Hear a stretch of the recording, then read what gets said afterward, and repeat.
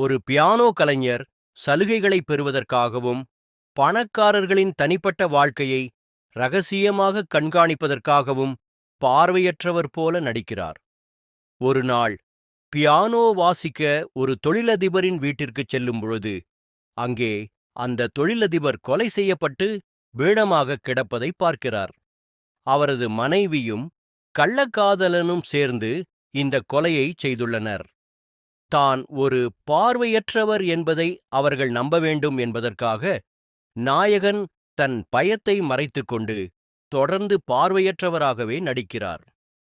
கழிவறைக்குச் செல்லும்பொழுது அங்கே கொலையாளி கையில் துப்பாக்கியுடன் மறைந்திருப்பதைக் கண்டு மேலும் அதிர்ச்சியடைகிறார். அவனுக்கு முன்னாலேயே அவர்கள் இருவரும் அந்த பிணத்தை சூட்கேஸில் அடைத்து எடுத்துச் செல்கிறார்கள். அங்கிருந்து தப்பித்து வரும் நாயகன் முதலில் பயந்தாலும் இறுதியில் அந்த கொலைக்கு நீதி கிடைக்க வேண்டும் என்பதற்காக காவல் நிலையம் செல்ல முடிவெடுக்கிறார்.